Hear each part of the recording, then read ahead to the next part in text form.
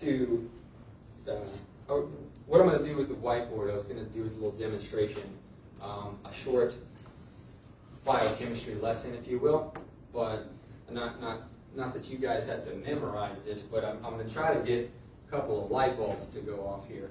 I wanted to start, this is where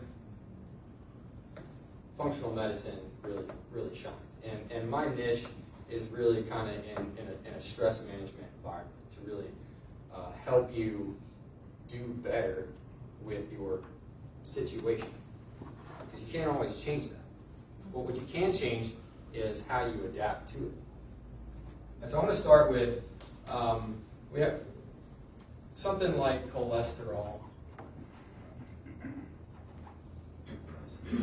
It's okay, I'm a bad speller too. Just abbreviate it right there. Yeah, it's only, there we go. So this right here, mostly is synthesized in the liver. It's given a bad rap because of its correlation with heart disease and everything. But here's the deal: cholesterol is the backbone to your steroid and sex hormones like testosterone and estrogen. So what happens here is from the liver.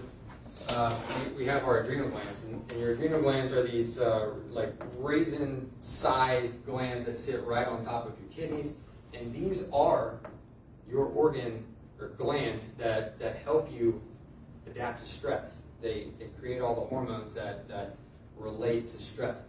So from here, your adrenals will take cholesterol, create something called pregnenolone. And this is your master, it's a very versatile hormone. It can turn into several different things. Now, from pregnenolone, we're going to eventually go down to something called aldosterone, but that's we don't care about that right now. But what we do care about, that's a different lesson. What we do care about is this is going to turn into another form of pregnenolone, which eventually turns into progesterone. Progesterone is a precursor to a lot of things, like estrogen. But so I'm skipping a lot of steps here for the sake of brevity and simplicity. But this progesterone will eventually turn into, well, let's back up. We'll have your pituitary gland, which is in your brain. This perceives. Doesn't perceive, it reacts to stress. So if you're in a stressful environment, it's going to send some stuff down to your adrenal glands and eventually produce cortisol. Cortisol is a very well-known hormone, mostly for its relation to stress. It's your stress hormone. It's not necessarily a bad guy.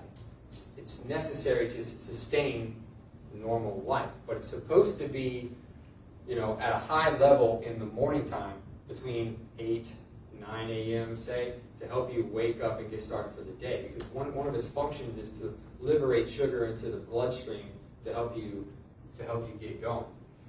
And it should follow a normal pattern, in the morning, and then kind of cycle down as the day goes on. The problem occurs when stress becomes chronic and this is low in the morning and goes up in the evening, and you have this switch cortisol cycle, and now you might be, this might be your night owl, the person that gets jacked up at 8, 9 p.m., doesn't get to bed till midnight. Or another thing that can happen is you might fall asleep and then wake up wide awake at 2, 3, 4 a.m. and just mind racing, can't go back to sleep. The next thing we have here, though, is this is the more desirable outcome. This is eventually going to turn into something called DHEA, which is dehydroepiandrosterone, but I can't write that, and nevertheless, spell it. But from here, we got androstenedione, and we don't care about that one. But then you have testosterone.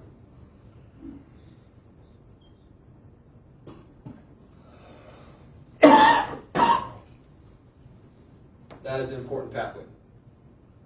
From testosterone,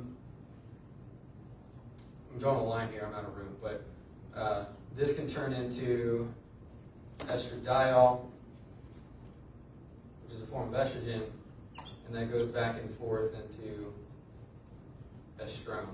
It's another form of estrogen. Now, why is this significant?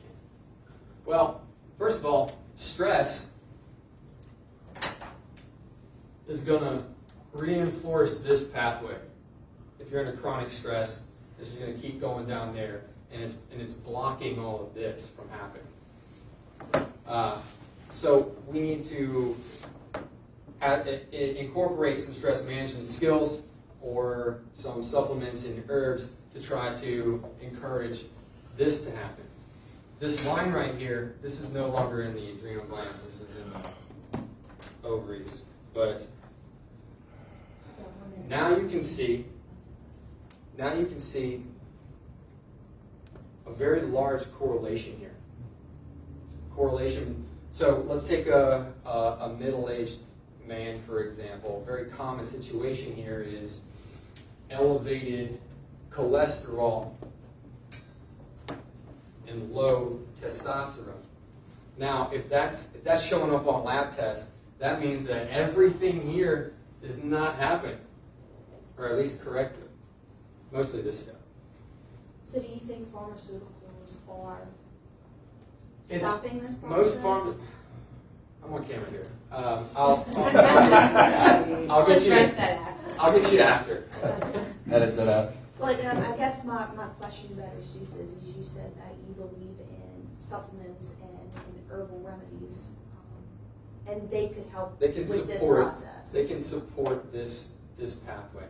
And so what we want to do is create a situation where we're using up this cholesterol to make testosterone or estrogen, whatever's necessary here. Yeah. So stress is largely blocking this process right here. Mm-hmm. And this is what I love discussing with patients. And this right here can change someone's life. I mean that could be correlation in infertility, and or just sleeping, having energy for the day. But